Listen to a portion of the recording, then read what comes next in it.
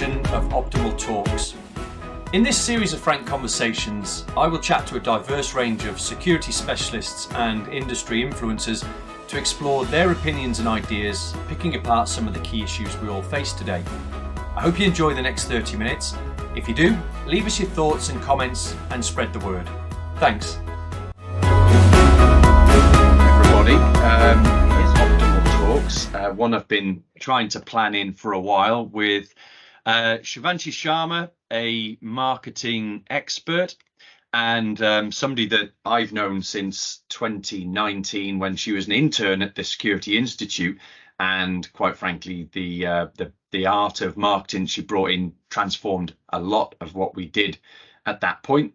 She now works with us at Optimal Risk Group, but across the industry. I think you've most of your clients are probably within the industry, Shiv. So welcome to this Optimal Talks. How are you today?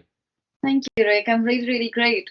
And it's as you mentioned, my journey started with you and with the Security Institute as a marketing intern. I was pursuing a master's back then in 2019, which now seems like it was eons ago already. I know.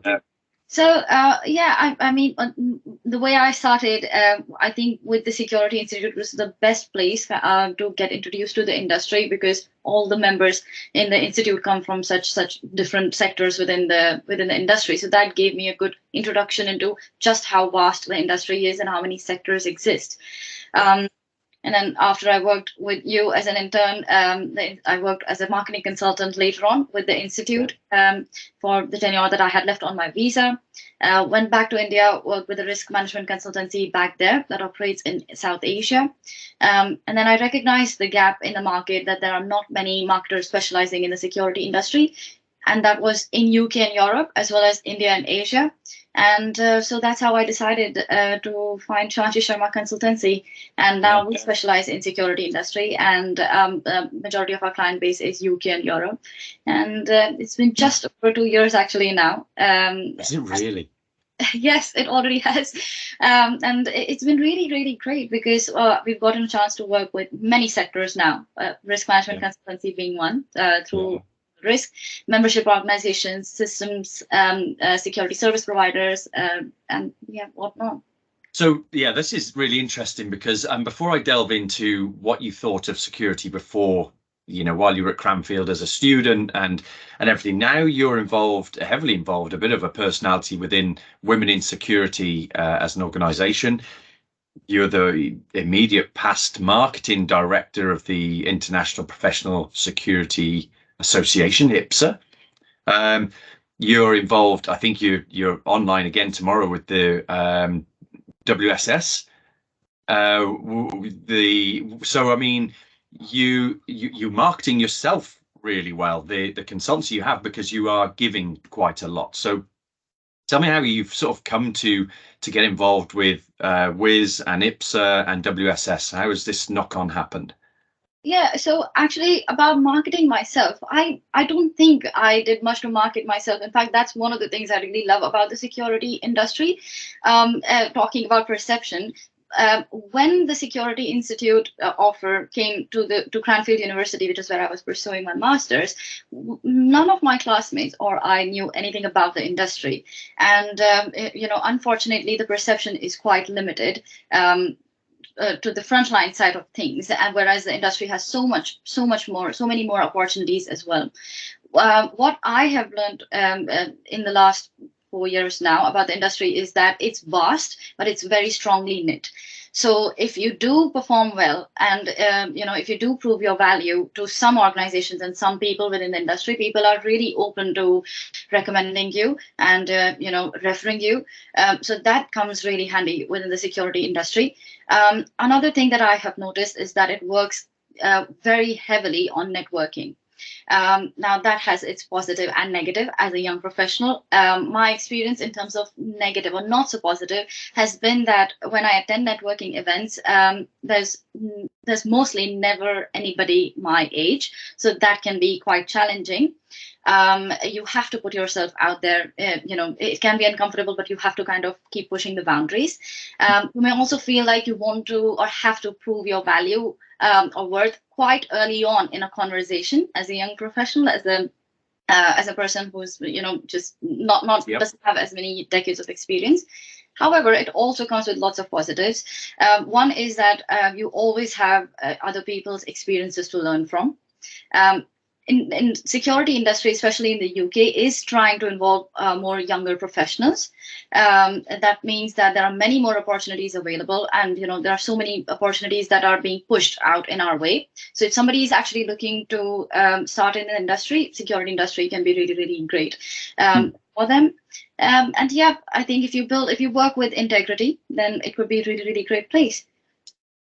Integrity is a very important part of security. Integrity builds trust. Let me come back to you mentioned that when you were doing your masters at Cranfield, where we got offered internships and we advertised this role for marketing. I understood as a chief exec that we needed to market what we did to generate more awareness. We had no strategic marketing plan, so what we did is we went to Cranfield University to this cohort of those going into their research phases, the dissertations, to get some market research to build a strategic marketing plan, which is what you ultimately delivered to us. When we first met and we talked to, I think, 6 candidates that you were selected from, we knew that we were going to have to try and pitch what security is, because we know that there was a very poor understanding of what security provides to societal safety and security. So before we ever sat down, before you came to us, what did you think you were getting involved with? Actually, I had 2 offers back then. One was, of course, through Security Institute, and another was a marketing agency, which was based in Portugal. My reason to select the Security Institute was, one, that I wanted to experience or explore the UK market, and another, that security did sound interesting and I did want to explore that. Of course, I did want to go into marketing, but this seemed like a new industry to explore that area.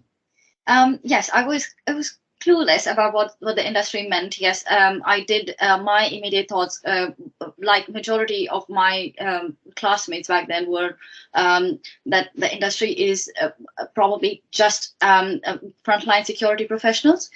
So I didn't quite know exactly what it was. And I remember that the interview with you, Jade and Rachel, back then was that how helpful you were in trying to make me understand exactly what the Institute did. You were quite understanding of the fact that, yes, well, I may not understand everything right away, but I can bring in my skills from marketing perspective, and then that gave me an opportunity to tailor my skills to the industry.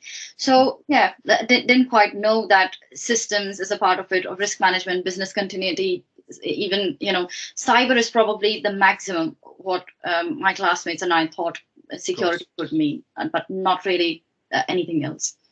And today, I mean, you're 4 years down the line. Today, I think you have a very good grasp. So what would you say the top 3 things that you now understand that you didn't know anything about back then? Right. First is that the security industry, all the companies have different kind of target audience. So if somebody were to get involved with this industry, you would get exposure in not just B2B or B2C, but you tend to work with government. You tend to work with so many other key stakeholders that you may not get a chance to work with in any other industry. That's definitely something that I have learned. Again, the importance of building relationships is something that I've learned in the security industry. That's not something that, while of course relationships are important in any industry, more so in security industry. So my focus has always been in building relationships and long-term relationships rather than short-term businesses and contracts.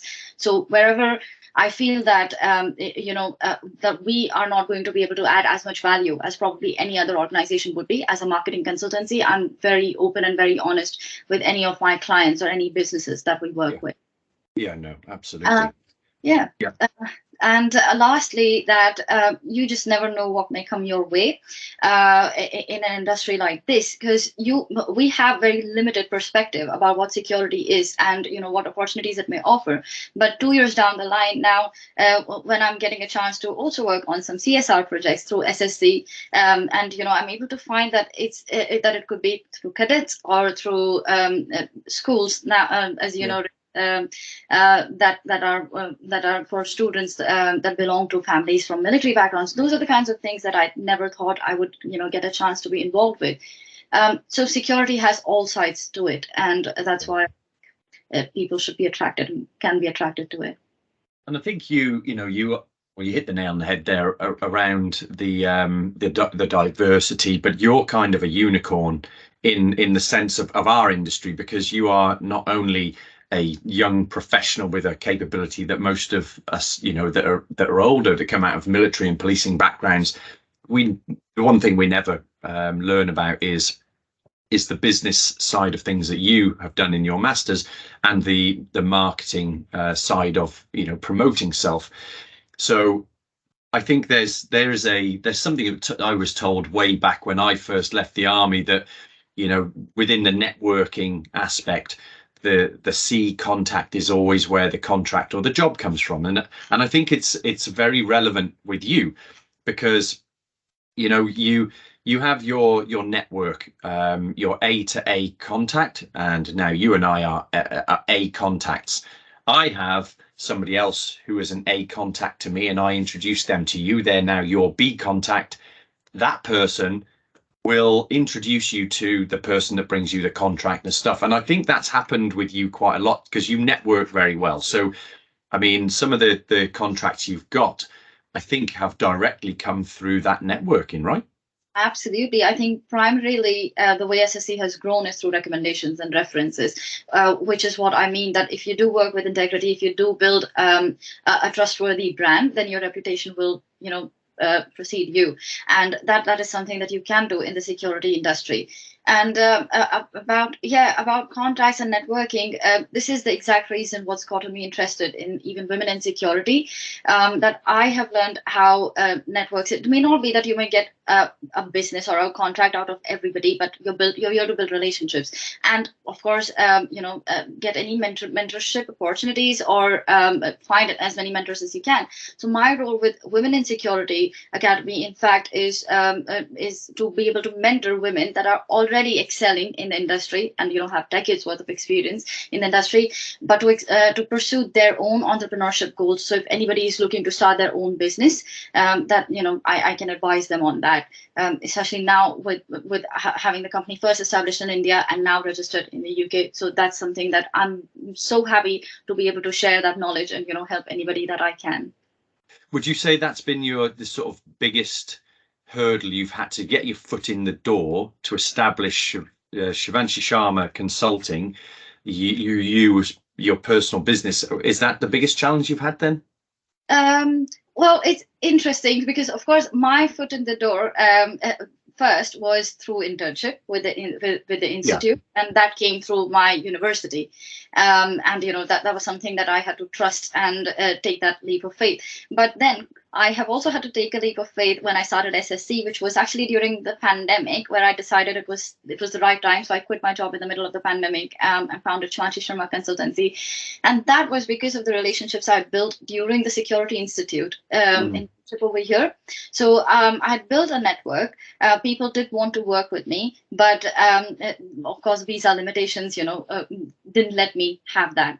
However, when I went back to India, I continued to maintain those relationships, and then I knew that it was the time to just quit the job and just see how we can work together with all of those companies. So yes, I think that was quite a hurdle. I don't know how to categorize it, but it was quite interesting. One of the first clients that I had was, of course, IPSA, International Professional Security Association. And soon they brought me on board as their director of marketing. What that did is then that gave me an opportunity to work with media publications, with regulatory bodies like the SIA, NSI, organizations of all sizes, small or big, and other key stakeholders. That was unnerving, But what you have to do is you have to put yourself out there and push the boundaries. So I think the industry has a lot to offer, but as a person just starting out, you have to get comfortable and just trust the process really. And yeah, I think, if I hark back to the last Optimal Talks we did with Frank Cannon, which was about, and if you're listening to this and you haven't listened to that one, that was all about having the guts, the confidence in your own capability to jump from a regular paid salaried role into this unknown abyss of consultancy. Are you going to sink? Are you going to swim? Lots of startup businesses fail in the first year. You are beyond that now. But would you, I'm sure you edited that presentation. So did anything that Frank said about, his confidence to jump the leap of faith, does that resonate with you? Oh, absolutely. Absolutely, it did. And, it's really interesting to see how, well, he, of course, specializes in the security industry in a completely different way as a risk consultancy. But there are so many things that are similar, irrespective of what industry you start in and irrespective of which field you pick. But yes, probably the timing, the leap of faith at the end of the day, because there's going to be no time which will feel right. There's never 100%. If it's over 70%, it's time that you do it. So and I think what I have learned is that I don't think businesses can succeed if the goal is building just revenue. I don't think businesses can succeed that way. The goal has to be something bigger. As I said, I think my goal has been, because I love meeting people, I love talking to more people, learning, from their experiences. And that's what actually excited me about the industry, because working with the Institute, I got the chance to, get into the Special Forces Club and attend, a lot of different types of meetings that I wouldn't have gotten a chance. And then I learned about all of these experiences that people have had that they can't openly share, which is also one of the features of the industry itself, that companies cannot exactly market what they do. They can't market the clients that they have. And even if they have testimonials, they can't really put it out there. But how do you still, build a brand? That's a challenge that I really like addressing. And, that's what excites me every day. So you just described Simon Sinek's golden circle there. It's not about what we do and how we do it. It's more about the why we do it. And I think that really resonates, because the security sector is full of people that, like teachers and police officers and soldiers and doctors and nurses, they're not there to make huge amounts of money. They're there for the public service, the public good. And I think that if I was to ask you, what is your why, you kind of alluded to it. You love being, meeting people. And I said earlier on, you're a unicorn. And in that case, it's a very rare thing. You're a young person, young professional, you're a young female. Not typically our environment is not typically something that would make a young female professional come into our industry that's full of, middle-aged white men with a military and police background. That's not an attractive environment for somebody like you, arguably. So what was the why for you? As I said, I think it was the challenge. That's what excited me. Initially, I wanted to always be in FMCG industry, and that's something that always excited me, was marketing a product, because I thought that has a mass reach, and of course that has probably the biggest market out there. But then when I looked at security industry, and when I saw that actually the market is quite vast, every company, including FMCG industry, needs security. So that's what really excited me. And yes, about the majority of members looking the same way or belong to the same age group, that definitely has been a challenge. But my advice to anybody who's starting out in the industry would be that you should be confident in knowing that if that's what the majority of the audience is like, that whatever you add would be fresh perspective. And that's what the industry is looking for. So actually, this is the best time to join the industry, because they are looking to have more different people from different backgrounds, different age groups, and you will add fresh perspective. So be confident and just believe in what you will add. Another thing, as you mentioned, Rick, earlier, that security industry is already well established, but there are areas that you are not very skilled in just yet, just in which involves marketing.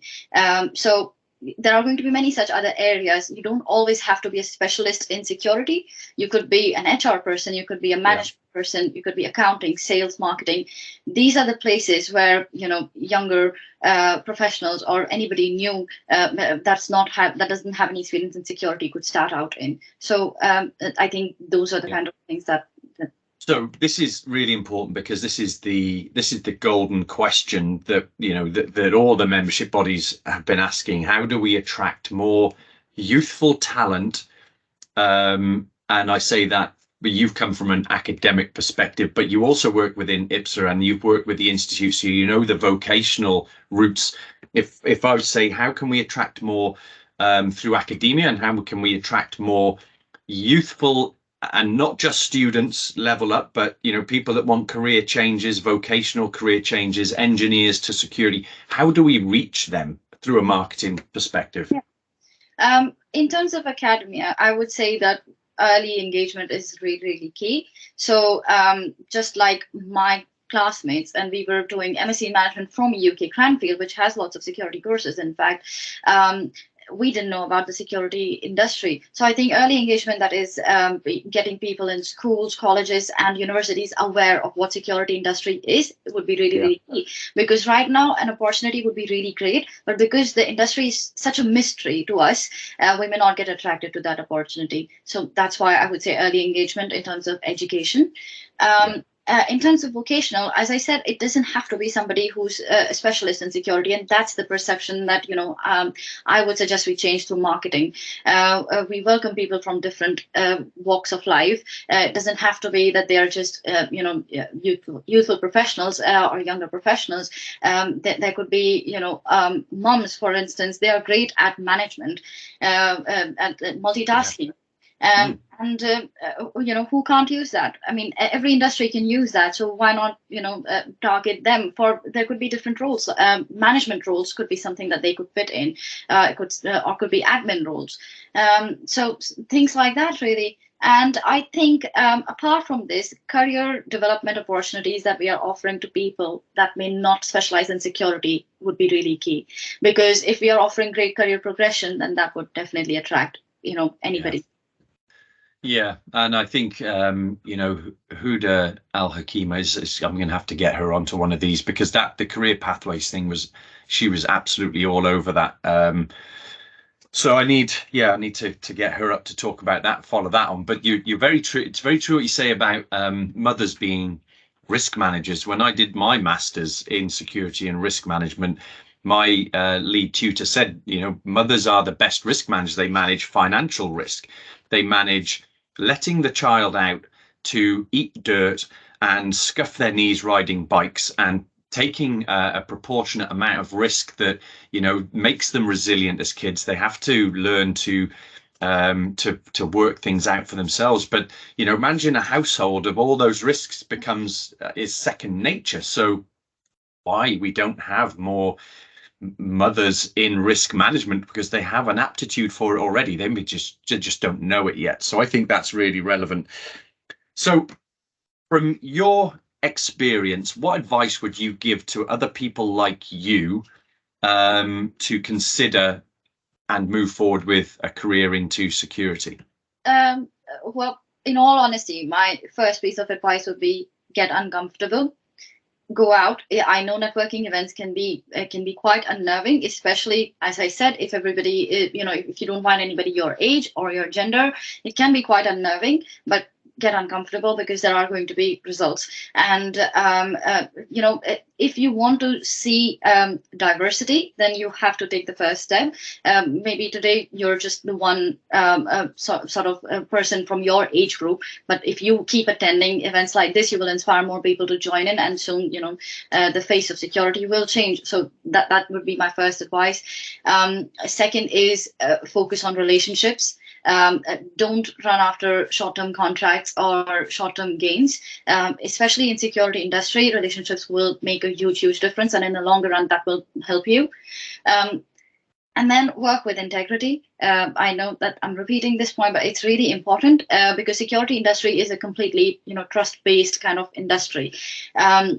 So probably if you make some lazy moves, that's not going to be helpful in the long run. Whereas if you do work with integrity today, it will just definitely help you in the longer run. And lastly, just be confident and remember that you are bringing in skills that most people in the industry don't have. So even if you feel like you have just 1 year of experience, whereas people that you're working with, I'm working with people that all have 25, 30 plus years experience in the industry, but they don't necessarily have experience in marketing. So my 4 years of marketing does help them in, it does help their businesses as well. So I would say be confident. Yeah, no, absolutely. I think in terms of building rapport as a young professional to, a dinosaur old professional, the one thing that they will always respect is integrity. The one thing you can do is to say what you will do and do what you will say, because that's how you build trust and respect of an older generation. So I think that's true in any role as a young professional. I say that because I have an almost 20-year-old son that's looking out into the workforce as it is as well. So that's very relevant. Shiv, listen, this has gone really quickly. My first instinct was to run this optimal talks, talking about how security can benefit from marketing, how small medium enterprise can benefit from marketing. I think in the future, and I've got a backlog of people we're going to be talking to, but in the future we need to do that again, to talk about how small businesses can benefit from marketing, because what I've learned through having you consult for us at Optimal Risk is that most companies are really not making the most of their social media marketing, their presence, and distributing the why, and the way they present to their marketplace. In fact, I think, when you asked me what the challenge is, I should have mentioned this, because this has been a challenge in the industry from marketing perspective, is that my first challenge is to educate companies why marketing is important. Because a lot of SSC's clients have been, operating for 20 years, 25 years now, these organizations, but they've never marketed themselves. So, you have to kind of educate them first that irrespective of what your target audience is, it may be that you work with only government departments and therefore you may feel like you don't need to market yourself, but that's not true. A business is more than just, its services nowadays. It is what you give back to the society, what kind of knowledge you're sharing, CSR activities, and all of those things. And that's why brand is very important, especially in a post-pandemic world where everything's online. Absolutely. And you can't just survive off one cash cow, right? This is just business. Good business management is if all of your eggs are in one basket, you need to spread new baskets, and the only way you're going to put yourself to market is through marketing. So we will talk again about that, because I think you have a lot to offer in that sense. But this was about a young professional that's come into this industry from elsewhere, made an absolute impact in your arena with the people that know you, and I know that it's just going to grow from here. If you have a lot to offer for other young professionals, or people that maybe like my son Ryan, who's coming through university and will be going into the marketplace, and not necessarily coming into security, but just entering the marketplace, where can people reach you? Your SSC, you keep mentioning Shivanshi Sharma Consulting. Can we put your email up on the screen here? Yeah, absolutely. I'll be more than happy for not just younger people, but literally anybody that's starting out, whether it's in security, whether it's in any other industry, or just looking to start their own businesses, or stuck in cross-cultural management issues, or need some advice with that, because again, between UK and India, that's something that I've now learned. So yeah, absolutely. My email address, we'll put it up here. And Shivanshi at Shivanshi Sharma Consultancy. Shivanshi Sharma Consultant.com. Yeah. Okay. And this won't be the last time we'll talk to you, but this has been insightful, and thank you for taking a bit of time out to produce this. And I will speak to you on our weekly call on Friday. Yeah, absolutely. You will. Shiv, good luck with your talk tomorrow as well. Thank you so much. Thank you, Rick. Thank you. Everybody, if you like this presentation and you have other ideas for things that you would like to talk about, we're going to be talking to some industry professionals that have retired, because retirement is always a big deal, a big leap of faith again. These series of talks are not just about security, they're about things in the periphery of security, but related to our industry. So if you have something to say, reach out to either myself or to Shiv. Let us know what you would like to hear about, and we'll build this series to make it something that's really useful to you. But for now, we'll end off and we have to go back to work. Yeah. Shiv, Bye. have a great day now. You too. Bye.